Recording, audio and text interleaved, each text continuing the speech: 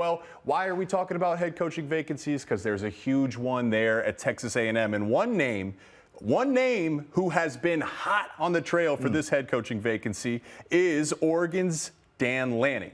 But he was asked this in his presser. He shot the rumors down. Take a look. Everything I want exists right here. I'm not going anywhere. There's zero chance that I would be coaching somewhere else. I've got unfinished business here. There's a lot that I want to accomplish here at Oregon. My number one priority is being elite here at Oregon. And we have the resources, the tools. Anybody that can't understand why you would want to be here at this place doesn't understand exactly what exists here. What do you think? Well, I think he's right. I look at Oregon right now. We've talked about Oregon for a long time as the Nike money school, and they have all of the cool gear. They've got great facilities. They can entice young people to want to come on campus. And you put a dynamic personality like Dan Lanning there, and you already see what's happening with that program. They could be in the college football playoff by the end of this year. Now you bring them over to the Big Ten. What's going to happen with that? Of course, increased revenue, right? That's a big deal for a guy like Dan Lanning to want to stay in a place like Oregon. And then I start to look at the landscape a little bit in the Big Ten Conference. Of course, you're going to have Michigan, who's going to, it feels like, continue to be a perennial power. Ohio State, whether they beat Michigan or not this year, they're still going to be nationally relevant. And then whoever the next team is, a Penn State or somebody else, you really got three teams to beat.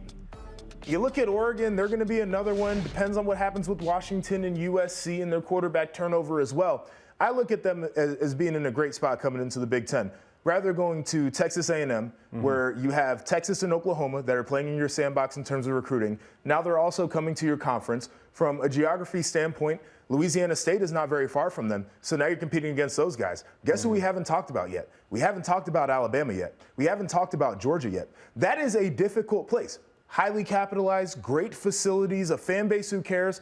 I totally understand all of that. But you'd rather be at Oregon, right? Yeah, because there's a minimum. Hey, I'm going to go where I can get paid, and you're getting paid really damn good out there at Oregon. And then where can you succeed? Where can you exceed expectations? It seems to me that Oregon's in a better position than what would be Texas A&M. And I say, hey, maybe I'll get burned for saying this. I do trust him. He did sound serious. But I have been burned by head coaches many times before when they said zero chance I'm not leaving. And then they leave. I've been burned one too many times. So I think he's playing the game the correct way for his team right now as they're going to a playoff race. I'm sure his agent called him and said, you just gave up all our leverage, brother. What do we got going on here? Listen, I think it'll be totally fine. And I'll say this last thing about Oregon before we get to a question about the A&M opening. Is Oregon, I believe, has played in 2 national title games since 2010. What has A&M done to that scale? Not that. Exactly, and that's the point about being of that. At Oregon. Now, a name that has popped up for Texas A&M is a name that people here in Big Ten country know, and that is Urban Meyer. Do we think he's a fit there? You know, when we talked about the Michigan State job, I said there's no way, right? I said, but I think maybe to me it'd be more attractive for him to go to Texas A&M. Urban's a coach that's a fit anywhere. There's no specific place where he'll succeed. He's succeeded everywhere he's been. So that's maybe a more attractive name. But again, I think he's really enjoying what he's getting. It would have to be the perfect job. He's got a legacy to consider. $12 million a year, I'm sure, would be enticing to Urban Meyer. He'd pick up the phone. We know that this guy can recruit. We know that he can put together a great staff. We know he can motivate, and he's won championships in multiple places. They've recruited well. They have. They've recruited well. But Urban ain't doing that, man. I don't think he wants these problems nowadays. It's a different game, and quite frankly, he looks good on the television. All right, we're going to take our first